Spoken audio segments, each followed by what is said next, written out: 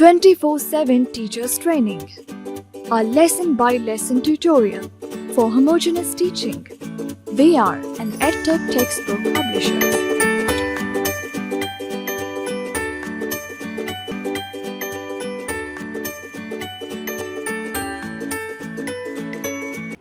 बिस्मिल्लाहिर्रहमानिर्रहीम। अस्सलामु अलैकुम मोहतरम टीचर, स्नोमैन पब्लिशर्स की जानिब से खुश आमदीद।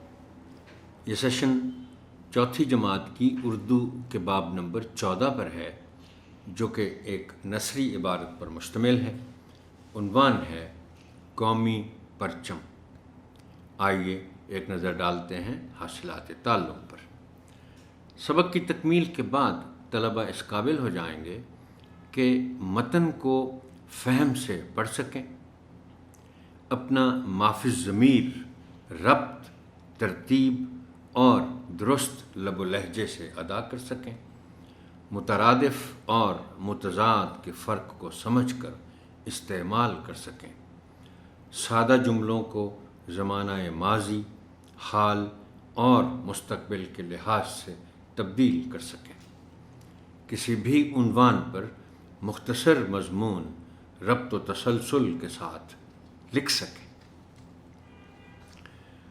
बच्चों को इबारत के उन्वान तक ले जाने के लिए और उनकी किताबें खुलवाने से पहले आप एक मौज़ू तमहीद उठाएंगे, इबारत के उन्वान का ऐलान करेंगे और फिर किताबें खुलवाएंगे। तमहीद उठाने के लिए दर्ज ज़ैल निकात पेश हैं, ताहम ये हरफ आखिर नहीं है। बेहतर से बेहतर तमहीद के लिए आपकी फ़िक्री जुस्तजू जारी रहनी चाहिए।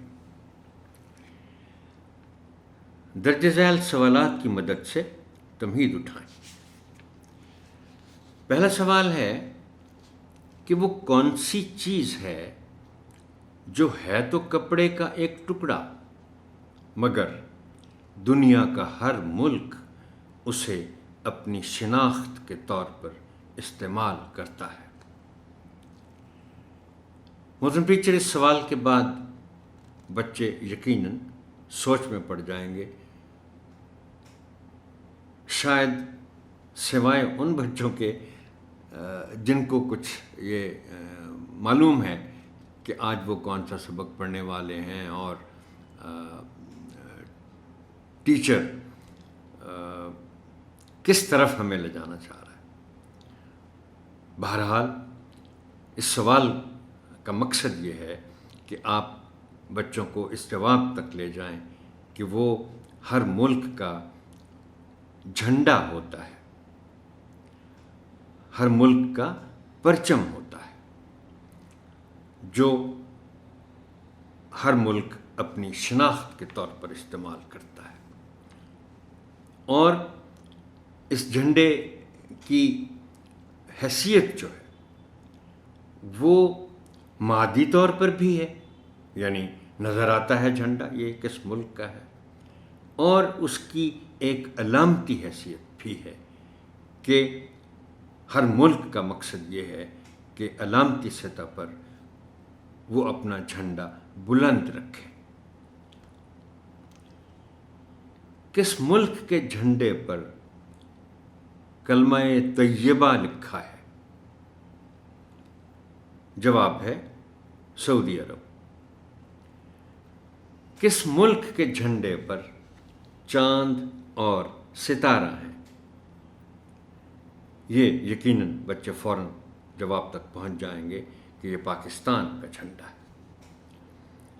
पाकिस्तान के कौमी झंडे को परचमे सितारा व हिलाल क्यों कहा जाता है? ये शायद बच्चे इस सवाल का जवाब न दे पाएं, ख़ास तौर पर हिलाल, लफ्ज़ हिलाल के हवाले से। अब झंडे पर जो दो चीज़ें नज़र आती हैं वो एक तो चांद है और एक सितारा है। अब सितारे पर तो कोई इब्हाम नहीं है, मगर हम जब कहते हैं कि ये परचम सितारा व हिलाल है तो इसके एक ख़ास मानी है। हिलाल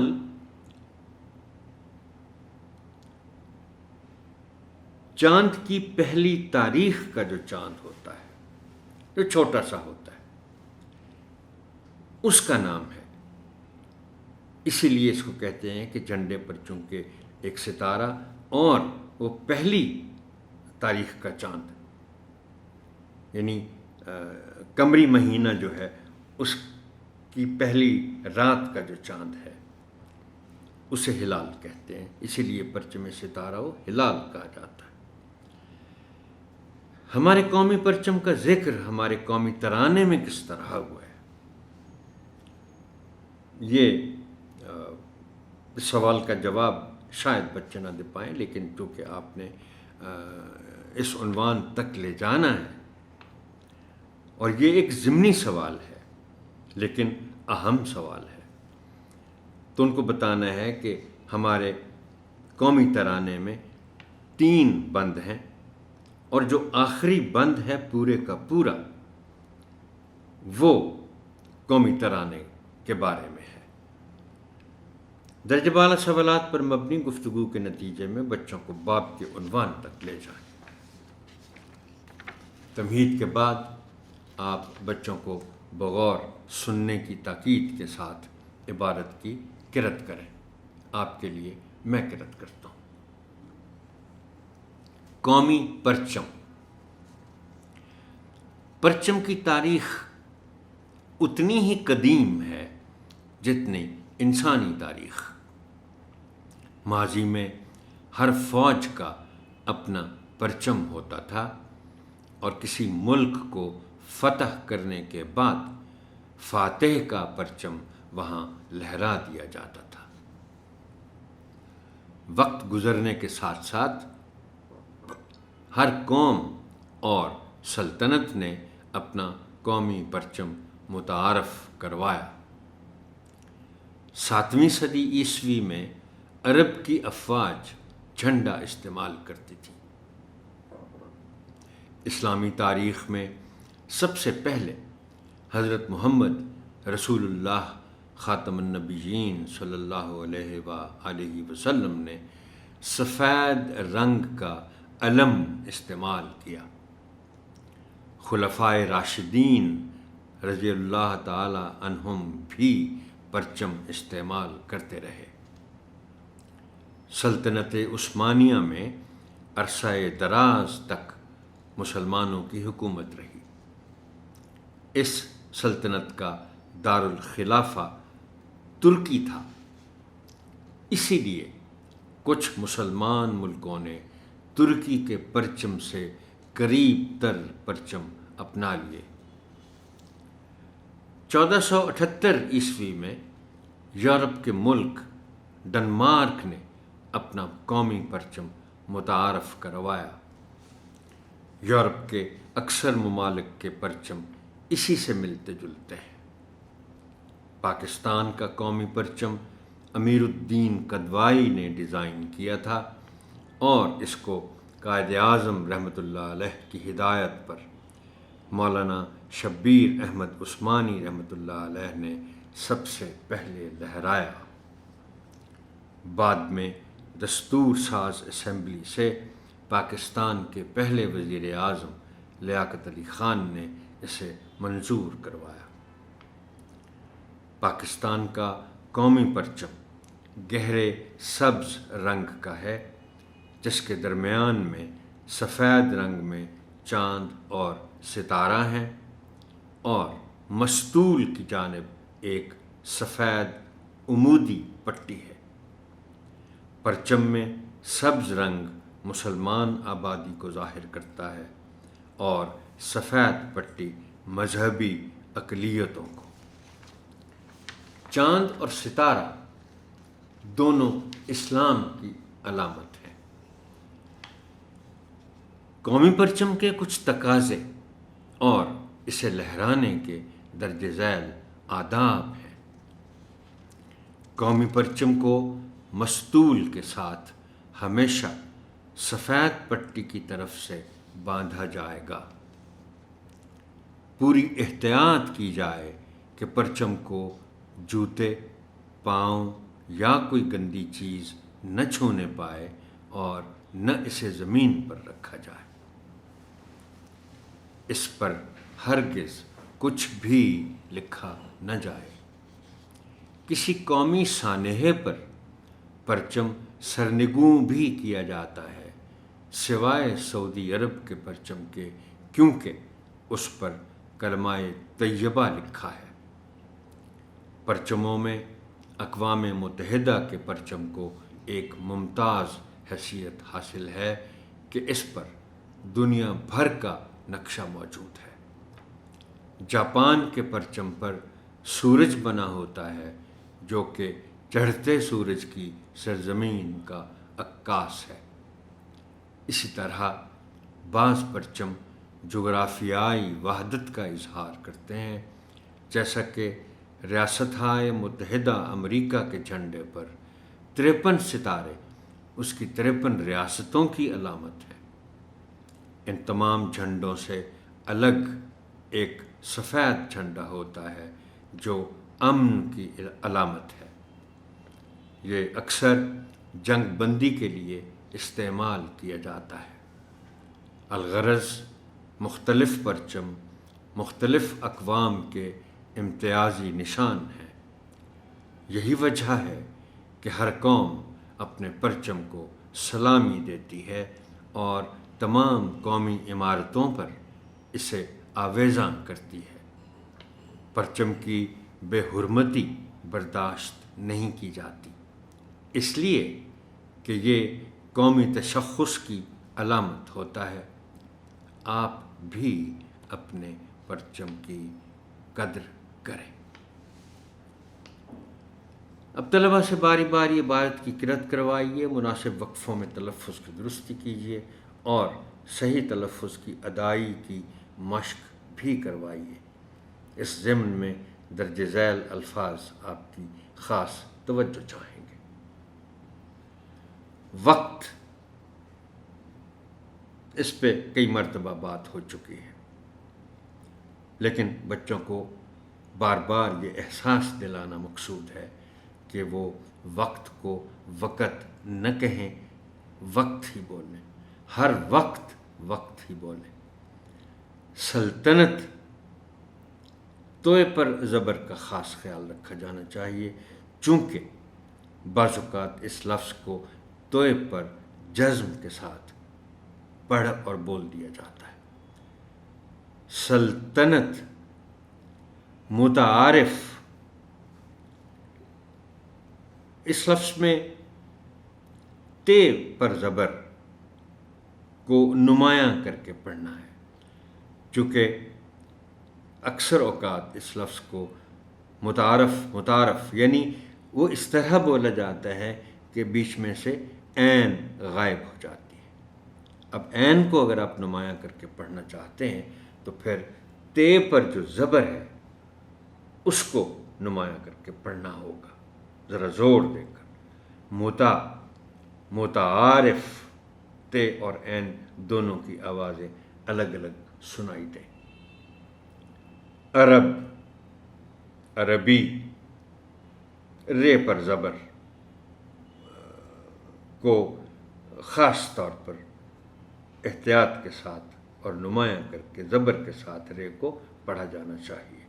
عرب نہیں ہے، عربی نہیں ہے، عرب ہے۔ سفید، سین پر پیش کے ساتھ بعض اوقات پڑھ دیا جاتا ہے سفید۔ کچھ لوگ مزید غلطی کرتے ہوئے سفید بھی کہہ جاتے ہیں، سفید ہے، سفید۔ دارالخلافہ، خے پر بعض اوقات زبر کے ساتھ پڑھ دیا جاتا ہے، اور اس کے جب معنی کی بات کی جائے تو میں آپ کو یہ بھی گزارش کر دوں، میں بعض اوقات فارسی کا ذکر کرتا ہوں۔ اب دیکھیں، یہ فارسی کے دو الفاظ سے مل کر بنا ہے، دار اور خلافہ، اور خلافہ خلافت سے۔ تو دار کے معنی گھر کے ہیں، مقام کے ہیں، مرکز کے ہیں، اور خلافہ خلافت سے بنا ہے، اور خلافت جو ترکی میں تھی آخری مرتبہ، تو دارالخلافہ آپ کا جو خلافت کا مرکز تھا، مسلمانوں کی جو خلافت کا ادارہ تھا اس کا مرکز تھا، تو اس کو دارالخلافہ خلافت سے چونکہ بنا ہے تو دارالخلافہ یعنی خے کے نیچے زیر کے ساتھ پڑھا جائے گا۔ عمودی عین پر زبر ہے، اس کو ذہن میں رکھا جانا چاہیے۔ بعض اوقات غلطی سے ہم عمودی پڑھ جاتے ہیں یہ عین کو پیش کے ساتھ۔ میں خود یہ غلطی شاید اسی متن میں کر چکا ہوں، مجھے اب احساس ہو رہا ہے۔ یہ عمودی ہے، عمودی نہیں ہے۔ ممالک، ملک کی جمع، بعض اوقات ہم انجانے میں اس کو ممالک پڑھ جاتے ہیں، میم پر، پہلی میم پر پیش ہے، ممالک۔ بعض اوقات ہم غلطی سے اس کو ممالک لک بھی پڑھ جاتے ہیں۔ سبز، پہلے بھی ذکر آ چکا ہے، یہ انہی 3 حرفی الفاظ میں شامل ہے جن کے درمیانی حرف پر جزم کا استعمال ہے۔ سبز نہیں پڑھ سکتے، سبز پڑھنا ہوگا۔ سرنگوں، یہ سر تو سر ہے، نگوں کا مطلب نیچے ہوتا ہے، پھر فارسی آ گئی، تو سرنگوں جس کا سر نیچے ہو، یعنی جھنڈا آپ جب نیچے کرتے ہیں تو پھر اس کو سرنگوں کہتے ہیں۔ عکاسی، عکاس کاف پر شد ہے۔ امن، کئی مرتبہ ذکر ہو چکا ہے اس لفظ کا کہ امن نہیں، اس کو پڑھنا امن ہے۔ اور محترم ٹیچر، میں آپ سے یہ ایک سے زیادہ مرتبہ گزارش کر چکا ہوں کہ شاعری چونکہ ایک ایسی چیز ہے جس میں غلط تلفظ کے ساتھ کسی مصرع یا شعر کو پڑھا ہی نہیں جا سکتا، اس لیے کہ اس کو آپ اگر غلط تلفظ سے پڑھیں گے تو شعر کا وزن گر جائے گا۔ اب دیکھیے، یہ شاید ایک بہت مشہور گیت ہے کسی پاکستانی فلم کا کہ ظلم رہے اور امن بھی ہو، کیا ممکن ہے تم ہی کہو، یہ اس کا پہلا شعر ہے اس گیت کا۔ اب اس میں آپ پڑھ کے دیکھ لیں، اگر آپ امن کہیں گے اس کو تو شعر کا وزن گر جائے گا۔ بے حرمتی، میم پر زبر کا خیال رکھا جانا چاہیے، حرمت ہے تو پھر حرمتی ہوگا۔ تشخص، زیادہ عام استعمال کا لفظ نہیں ہے لیکن لفظ بہرحال اہم ہے۔ تشخص پڑھ جاتے ہیں لوگ اس کو، اسے تشخص پڑھا جانا چاہیے۔ قدر، بہت دفعہ اس پہ بات ہو چکی ہے، قدر اور قدر کی۔ طیبہ، یہ البتہ ایسا خاص، اور میں اس کو کہوں گا کہ اہم ترین الفاظ میں شامل ہوتا ہے۔ بعض لوگ اس کو طیبہ پڑھ جاتے ہیں۔ طیبہ، کلمہ طیبہ، پہلے کلمے کو ہم کلمہ طیبہ کہتے ہیں، طیبہ کے معنی پاک ہیں، لیکن اس کے تلفظ میں یہ پر شد ہے اور اس کے نیچے زیر ہے، اسے ایسے ہی پڑھا جانا چاہیے۔ طیبہ اگر آپ کہیں گے تو اس کا مطلب مدینہ ہو جائے گا۔ طلبہ کو مشکل الفاظ کے معنی بتائیے، سمجھائیے اور تختہ تحریر پر لکھیے۔ آپ کی آسانی کے لیے چند الفاظ اور ان کے معنی ذیل میں پیش کیے جا رہے ہیں۔ قدیم، پرانا یا پرانی۔ فاتح، فتح کرنے والا، فاتح۔ مستول، بنیادی طور پر یہ جہاز یا کشتی کا ستون ہوتا ہے جس پہ بادبان ہوتا ہے، پھر جس کو بادبانی کشتی پہ یہ ستون ہوتا ہے۔ عام معنی میں اسے ہم پول کہہ سکتے ہیں، اور چونکہ جھنڈا بھی ایک پول پر چڑھایا جاتا ہے، یعنی ایک ڈنڈا جس کو آپ کہتے ہیں گول، تو وہ پھر اس کو بھی مستول کے معنوں میں استعمال کیا جاتا ہے۔ عمودی، اوپر جاتی سیدھی، عمود جو ایک سیدھی نیچے سے اوپر جاتی ہوئی جو لائن ہوتی ہے اس کو عمود کہتے ہیں۔ ممتاز، نمایاں، عکاس، ظاہر کرنے والا، اس سے عکاسی بنتا ہے۔ وحدت، ایک ہونا۔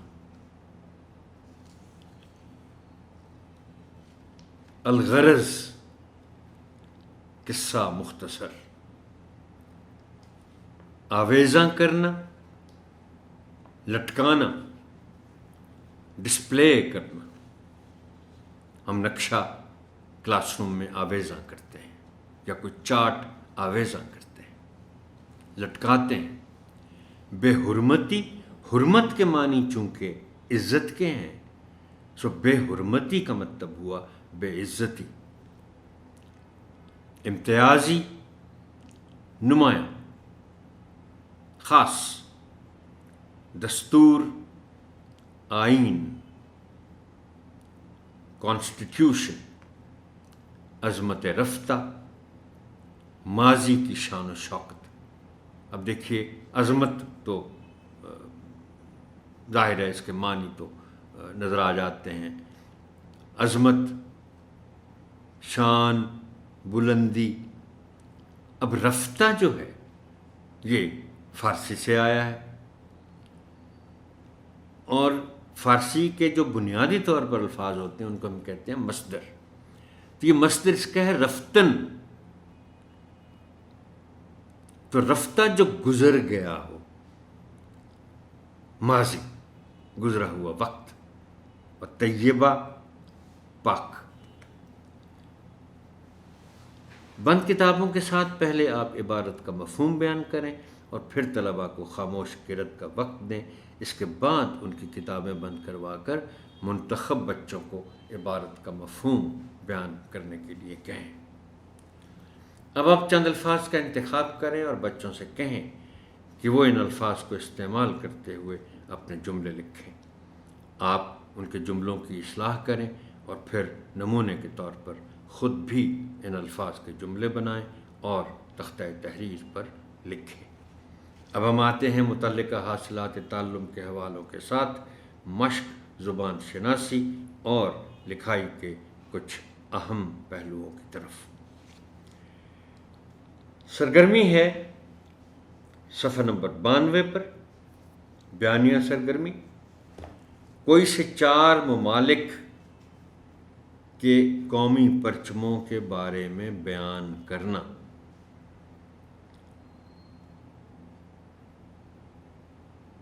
اور یہ سرگرمی کتاب میں اس طرح لکھی ہوئی ہے کہ کوئی سے 4 ممالک کے قومی پرچم چپکائیں، ہر ایک سے متعلق مختصر معلومات یہاں درج کریں اور جماعت کے سامنے بیان کریں۔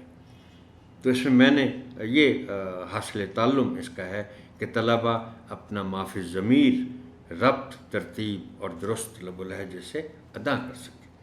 تو میں نے محترم ٹیچر آپ کے لیے تجویز یہ کیا ہے کہ ممالک کا انتخاب بچوں پر چھوڑ دیں، البتہ ان کی رہنمائی کریں کہ کس طرح کی معلومات دی جائیں، چونکہ ویسے تو بہت سی معلومات ان تک پہنچ جائیں گی، تو آپ ان کی یہ رہنمائی کر دیں کہ چونکہ مختصر سی معلومات دینی ہے، لہٰذا کس طرح کی معلومات دی جائیں۔ دوسری سرگرمی ہے کہ پرچم کا احترام کیسے کرنا چاہیے۔